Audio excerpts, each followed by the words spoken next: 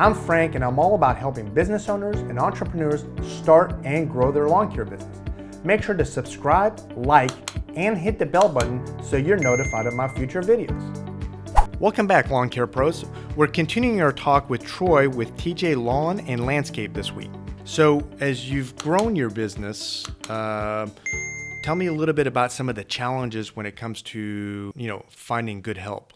Yeah, I'll cover good help. I'll cover every other challenge in the book, but as far as good help goes, good help. I'll be honest. As I said before, starting off in high school, I was pretty fortunate to have some friends who, they supported me in knowing that I had a dream, and if they had some free time, or maybe they were actually in between their jobs at the time of being 17, 18 years old, that they would help me out, So over the years, as my business grew, and they obviously knew I had the jobs to provide the money, it used to be, it was actually hard to get friends to do it. Because, my friends might have wanted an actual job rather than the once or twice a week making a little money on the side. So that was hard. Starting off, it was hard to find help. It got easier until it got harder again. It got easier because, as I said before, my friends realized, I finally have some actual, reputable business under my belt, that, I have the jobs to give them the hours to give them the pay. For obvious reasons, 2 years ago, this little thing happened that kind of set everybody back. Mm-hmm. And that made it hard for people because, no one really wanted to work when it came to, some stimulus packages and, unemployment, blah, blah, blah. So that became really hard to find good help. I can say now it finally looks like we're getting back to somewhat of a normal, whatever normal is to you. But yeah, I had guys in the past that I can honestly say I wish I had them back. My friends Max and John. Max was great with the landscaping. John was great with the lawns. And I am actually so happy for both of them that they have their dream jobs. Right now, I have my workers Matt and Keelan are my two full-time guys with a couple part-time guys. But Matt and Keelan, I can't ask for better workers. Their attention to detail is crazy. They almost treat the jobs like it's, their own business that they're working for here. But yeah, these struggles of finding good help, I've tried some of those, Indeed, ZipRecruiter, and some other guys who have bigger businesses might even know that a lot of what that is people actually will apply. You can call them and say, hey, listen, we'd love to get you an application, blah, blah, blah, and then you never hear back from them because it's actually a thing that they would only apply to appease the fact that they are, trying to find a job for unemployment. You know what I mean? And I don't want to call it sleazy. I'll tell you what, it sounds like a good idea because sure, if you can milk the unemployment and not have to work, cool. But at the same part, that's not the best thing when, people are paying for you to get your unemployment. You know what I mean? Sure. At least now it is so much easier because, we are able to provide the hours, provide the pay, provide good pay. I'll add that. That I also tell guys whenever they, start off, it's, a certain amount, as I know that they learn certain tools and I don't have to watch over them to make sure they're not going to mess something up. I am very generous with providing, bonuses and extra pay. That it was a struggle definitely finding people. I think once you have a good crew in hand, it's definitely easier. You're gonna probably have those times where something comes up in their life that they either find a better job or maybe can't work anymore. And that's all part of not just life, but that's business itself. You gotta be prepared for that. I hope that kind of answers the struggles of finding employment. The struggles of just being a business owner in general. Oof, I can go on and on about that. I'll very lightly touch on the fact that certain customers, you gotta know, I don't even want to say when I was starting off that certain customers I felt tried taking advantage of me because they knew I was young and could get a better price because I needed the business. You can say that. You can also say, it's probably I'm just sitting in my own head thinking that, but it definitely, I now realize over the years, I think it was probably more that, starting off, I wasn't able to provide the best job that we're able to do now with the equipment that I had then, you know what I mean? So there were some issues then, trying to get paid from certain people. Maybe they had a different vision in mind for what the job was going to look like when I finished it. Maybe I wasn't completely open or transparent with what the job actually entailed, in the sense that, yes, now we, again, provide the renders for customers so they know exactly what the job's going to look like when they're done, so we don't have that issue of, oh, I thought this was going to be something else. We use Yardbook to send customers a hard copy to their email. They can print it out of what the estimate is.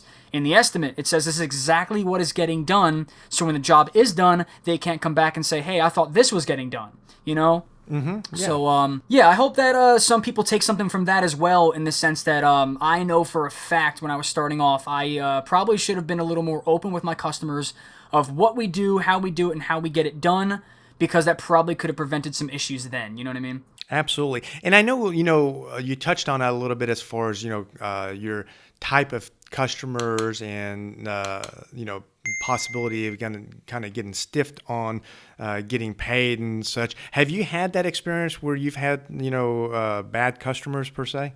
Let's at least define the difference between, I guess you can say, a bad customer and the customer doesn't pay. I have some bad customers that do pay.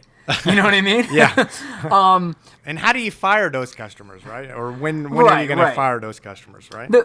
Actually, I'll backtrack a little bit. I am going to answer your question, but going off of that, the way I see it is you can have bad customers in the sense that they pay, but they're very annoying. I have a customer right now that, some mornings I'll wake up to a text from them, They're constantly at my throat about when something's going to get done, and I say, like, hey, as I told you, we're a little booked up right now. I don't want to give you a date that's 2 months out, only to change it. When the date gets closer, that's when I can tell you, hey, we're looking around here. If I tell you now we're probably looking mid-June, that's going to change, and that's going to upset you, because you were planning on mid-June. So that's why I give them a time frame, going back a little bit, when it comes to the bad customers, I don't want to get rid of all the bad customers. I don't want to say I have a whole bunch of them, but the way I see it, if they're paying, I'm not annoyed. If it's a constant issue of getting paid on time, if this is an issue, that's an issue. One thing I commonly do is I just say, hey, listen, for these reasons, I just personally feel that we are not the best business for you. So what I would like to offer you is, at least for the next 2 weeks, we can cut it for free. Some people hear the free word and they're like, are you serious, Troy? Don't do that. We're at a stage that we can do that. I tell a customer we will cut it for the next 2 weeks for free while you find another service. We can also give you numbers for other companies that we know are very reputable. But at this moment, we just think we're not the best company for you. I word it so much better than that. But very rarely does that ever pose an issue. They'll maybe say, hey, I understand, or ask why, but they're like, hey, I appreciate that you will do that for us. No hard feelings, no worries. We'll find somebody else, right? The way I see it, we can, bite 2 quick mows just to, take a problem customer off the schedule. But yeah, as far as going with the getting stiffed thing, I can only think of, just being honest, in the past 6 years, one time where I was stiffed where the customer just did not reply to anything. I would send them letters and emails and just never heard back. It was over $150, but this is when I was first starting off, so $150 to me was a lot. It still is a lot, but you know what I mean. Yeah. But I found out, in all honesty, over $150, there's really not much you're going to be able to do without putting out money to get the money. The way I saw it, I was just like, you know what? I've stressed over this enough. It's $150. I can make that back in less than a day. So, but at least moving forward, I've had a job where I stupidly told the customer for $600 that really pissed me off, for lack of a better, language, that I even said, I was like, hey, listen, do not pay me. I have never walked off on a job before, but I am leaving now because I've never dealt with a customer like you. I didn't say it that way, but I basically said, I was like, hey, listen, I'm sorry. I'm trying to help you here. I'm trying to get the job done, but I can't do it if you don't let me work, in the sense that, like, let's just say they again thought they were going to get more than what the estimate said.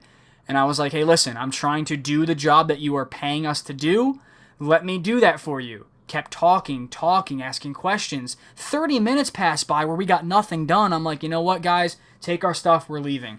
So I guess you can say the biggest amount I ever got stiffed was $150. The biggest amount that I stupidly ever told somebody don't pay me because I just wanted to get off the property was $600.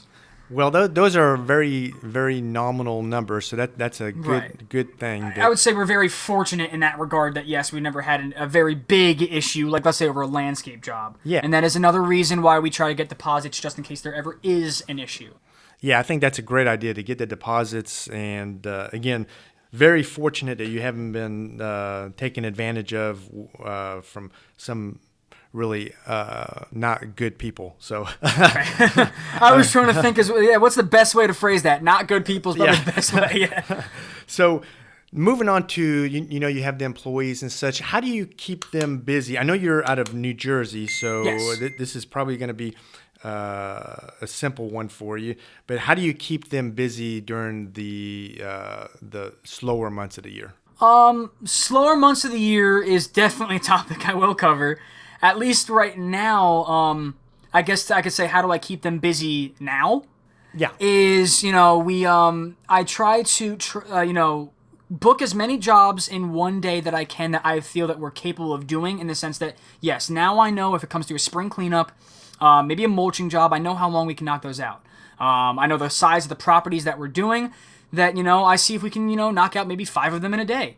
And that's how I keep my guys busy. That's how I know that I am able to, pay them what they're looking for to keep them around.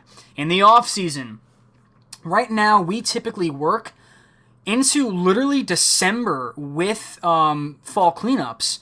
That I remember years past, we were getting snow in December. We're lucky to get snow in December now. Global warming's an actual thing, guys. Don't at me.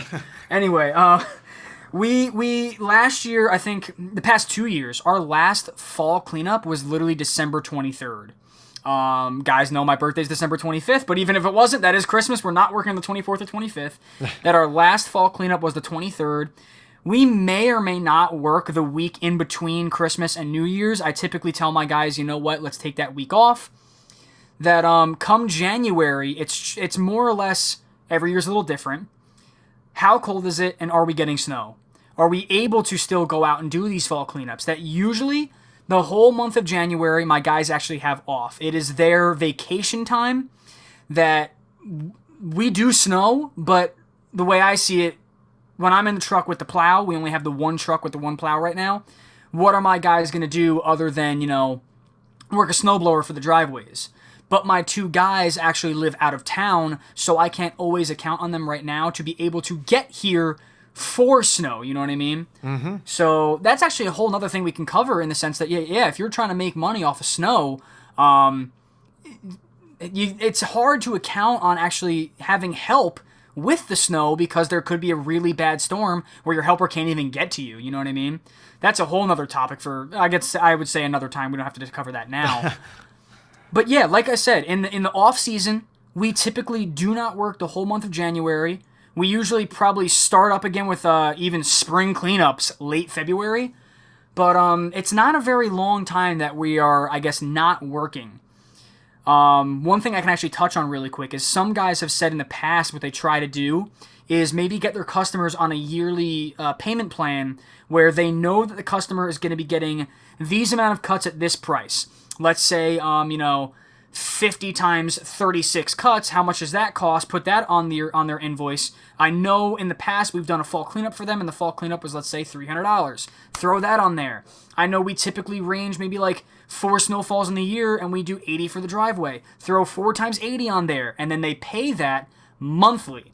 So you don't have a month where you're not making money, you know what I mean? So yeah, you're basically getting a one lump sum and then dividing that by 12. That's what you're talking about, 100%, right? yes, Okay, yes. good, Now, good. we don't do that. I've thought about doing it in the past, but the way I see it is the customers already pay monthly for their mowing.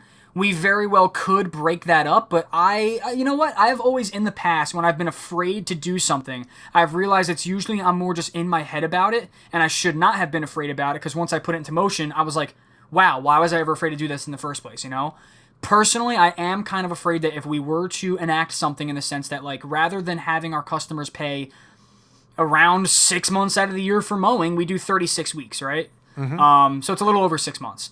Rather than having them do that and switch them to once a month for 12 months, I don't want to have the issue where some customers say, why am I paying you in the months where you're not even working? You know what I mean? I know it works for so many people. So many guys do it and they say it's a good thing to, be having money in the off months. I always look at it, don't fix something that's not broke. It works for us to do it the way we do it. If it works for you to do the 12 payments in the year, cool. But that's all I'm going to say about that, in the sense that, do whatever you think works best for your business and do not fix something that's not broke. Absolutely. You gotta stick with what works for you. I think that's really good, really good advice. And, I forgot to ask a question when it came to like mowing. So I'm going to backtrack and ask you real quick. So when a new customer signs on, do you guys offer just weekly, or do you also offer bi-weekly lawn service or any other, types of plans? I'll answer that in two forms. Yes, we only offer weekly. And when a new customer signs on, some people have asked us in the past if we do bi-weekly. We say we only offer weekly. And they say, hey, can I still have a price? And I'll tell you what, they wanted bi-weekly, but they say yes to our weekly price. The other thing that we do when we sign a customer on, as I said before with those service agreements, is always ask them for an email and send them that service agreement. We try to do it in January for our customers that we know we already have for the year. But even now, if we're signing up people who, maybe we're mowing their neighbor's yard, they come out and ask for a price, then and there I give them a business card and I say, hey, you know what, give us some information, I'll send you an estimate as soon as we get back. I send them the estimate and I send them a service agreement, because in the service agreement we say this is not a contract, but it gives you the opportunity to tell us what other services you want for the year, so we call you when the time comes and we try to get you on schedule with a price. Rather than you call us and we say we're too busy, it makes them feel like they have priority. It is a very nice selling point in the sense that, like, they feel that they're not just another price tag to us. We want to be able to provide the best service for them. That's why we give them these service agreements, so they tell us what they want and we get it done. So to answer your question, yes, when someone signs up, we only do weekly, and we try to add the service agreement for them because, it makes them happy. It makes them feel like they're not just another, cha-ching in the pocket. Absolutely. And, when somebody calls and wants an estimate to get their lawn mowed, what's the process and procedures in your company in giving that quote? I'll tell you what, I would have never guessed that 5 years ago I would be doing what I do now for estimates. I would, if you would have gone back in time and told 18-year-old Troy that this is how I do estimates, he probably would have been like, nah, that's crazy. Back when I was 18, yes, I would, someone would call up, they tell me their address, I go out, I look at the property, I give them a price. Now, our website inquiries, we get emailed when someone goes on the website and leaves all their information. I'm actually going to open one up, and I'll tell you guys right now. It is, you have to put in your first and last name, email, phone number, address, the product that you want, in the sense that most people are picking, weekly lawn maintenance. Maybe they want a spring cleanup, landscaping, they can pick other. And then it says, how did you hear about us? But that's besides the point. Mm-hmm. So on the website inquiry, what we do is, we can easily pull up their property on Google Maps, look at the size of it. And that's another thing why we utilize Yardbook too, because Yardbook has measurements that they use through Google Maps. At least, we try to use Google Maps because at least now we know, every town that we work in, every neighborhood that we work in, the basic size of properties. It's pretty much, again, all quarter-acre lots. Our basic quarter-acre lot is $50. Now, for any reason, it is, let's say, a corner lot. The front yard's maybe a little bigger. Their backyard, maybe the fence is really far back and they have a bigger backyard. We tell them, hey, listen, we have all of your neighbors at 50 weekly. That may or may not change according to the fact that you have a larger yard, but what we will do for you is at least quote you the $50 now for the month. If anything changes, we'll let you know ahead of time, but we don't assume that it will. And that's what we're able to do. We just for 95% of the weekly lawn maintenance inquiries we get, we just use Google Maps. We can easily see the size of the property, and we know that what we try to get for certain, square footage or acreage. You know what I mean? Yeah, that's really nice. So you're able to give that quote right over the phone, correct? Right. And so how do you deal with, you give a quote over the phone and it's $50 for a weekly cut, and then you actually go out there to do that first cut and it's knee high or, waist high. How do you handle that situation? That's the other thing, yes. At least right now in the season, we're not really getting that. But usually, after April, when everything has been growing, if somebody calls for lawn service, and we can even touch on something else here. If somebody calls for a lawn service and they say, hey, I just need my lawn cut for weekly, and I tell them what the price is based off of Google Maps, we do get to a point where we start to say, hey, listen, since we price off the property on Google Maps, we go off the square footage. If we show up and it is higher, than a certain, inch, footage, whatever, we do charge a surcharge. And we tell them beforehand. So we just ask them. We say, hey, when was the last time the yard was cut? But I think many other guys know, someone will tell you, oh, I did it 2 weeks ago, and then you show up and it was probably 2 months ago. Right. So we just simply tell them, it is $50 weekly. Most of our, overgrown cuts are anywhere between $100 to $150 because we charge for a double cut. Sometimes we have to charge for a triple cut. And that's just what we do. Other guys, I understand that they don't even charge that much for a double cut. But the way I see it is, when the grass is that high, we don't know what we're going to find. We don't know what we're going to hit. We actually try not to do properties like that. And the way I see it is, someone is definitely going to do it for less money. And you know what? If it gets cut and you still need a weekly lawn maintenance guy, call me up. But at least for right now, we actually usually tell people we're not going to be doing it if it's a certain height. So yeah, I hope that answers your question in the sense that we do quote off of Google Maps. If we show up and it's too high, we call them first to let them know. But there are times we've shown up and we say, I'm sorry, it's too high. I wish you would have told us before that it hadn't been cut in a certain amount of time, but we wouldn't be able to do it. We never really have an issue with that in the sense that they're like, oh, well, you said you could, blah, blah, blah. They understand. And we, again, whenever we cannot provide service for somebody, we always give them a number of a local guy that probably can. We know a lot of local guys who are actually starting off their businesses as well, and would love to give them the business. Yeah, I think that's a really good plan. Either double charge or triple charge, and then set the expectation and make sure if it's something that doesn't meet your business, then kind of walk away from it, right? There's nothing wrong with walking away. And I know when you were first starting out, and maybe you can talk to our audience about that. When they're first starting out, it's hard to walk away from jobs. It's hard to say no. Yeah, because the money's there, and you need to get that money, and pay the bills, expand on your equipment, and so forth and so on.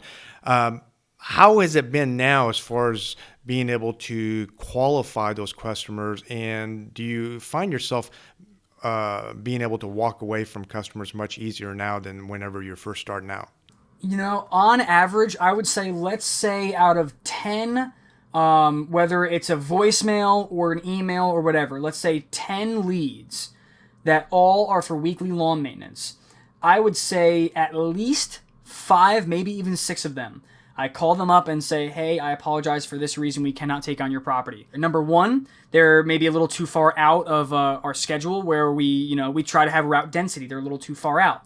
But again, we always say, since we cannot take it on, you should probably call this business. I know they're in your area. They'd be happy to. So yeah, out of 10, it's usually 5 or 6. We call them up and we say we can't do it. Maybe the 4 of them, we give them the price. If we get 2 of them, we're happy. Because right now, the way I see it, like I said, I know we are not the most inexpensive around, and our schedule is pretty big to begin with. We have no problem saying no, but that is because we have built up a business to be able to get to that point. At least helping other guys with the ability to say no, it's hard. It's easier said than done. It's hard starting off to tell somebody, all you got to do is if you're doing this estimate and in your head, you're kind of like nodding to the customer, but in your head saying, oh my gosh, I can't take this on. It's going to be too hard. Maybe I'll overquote, blah, blah, blah. But guess what? How many times do you overquote a job because you actually don't want it, and then the customer calls back and says yes? We still have that to this day. Now, the only time we ever overquote a job is if we know we're capable of doing it, but in all honesty, just don't really want to do it because we know it's a hell of a lot more work than what our other jobs pertain, But the way I just, I kind of want to answer your question in the sense that, yeah, if you're going to say no to a customer, don't feel bad to tell them, hey, listen, I don't want to waste your time. I know that you said that let's say they wanted weekly lawn maintenance. We do provide that service, but for these reasons, it's probably in your best interest to find a different service because we would not be able to provide the best service for you. I think that is the best way you can say it. And in all honesty, if somebody has a problem with that, they're the problem. You were the most professional you can be about saying it that exact way, and I can almost guarantee you're not going to have issues when you tell a customer that, you know, it's in their best interest to find somebody else because you yourself would not be able to provide the best service for them. I agree. I think that's a really good way to handle that, Troy. And Troy, before we wrap up, you know, you're 23 years old. You've got a really successful lawn care business, and it sounds like you're on the right track to, you know, keep expanding your business to newer heights. Now, if you were to, you know, talk to your 18-year-old self whenever you were first starting out, what would you tell him right now? I would probably walk right up to him, slap him across the face, and tell him, "Wake up! You can do it." I was a little too, I guess you can say, slacking when I was 18. I didn't know what I was capable of. As I said before, you know, success is whenever you are, you know, happy where you are. So yeah, at 18, I thought I was successful in the sense that I was like, yeah, I'm happy where I am. But I'll tell you right now, I know I was definitely way more capable of, you know, bigger things at 18 than what I was accomplishing at 18. If you go on YouTube, guys, and see some of these younger guys, specifically, you know, Henrik the lawn care kid, you know what I mean? That kid's got something going for him, you know? And I can name a whole bunch of other guys that I've personally either met at, like, let's say GIE or Equip Expo, or have reached out, just to plug a few. Ethan with Ease Loyalty Lawn Care, Gabe with Gabe's Lawn Care, a couple guys, you know, that, you know, I commonly talk with. When you are young, you probably think because of your age, you can only do so much. Get that out of your head as soon as you can, because it's not true. When you are young, it is probably the best time to get the work, the equipment, and the knowledge under your belt for the main reason you have no bills.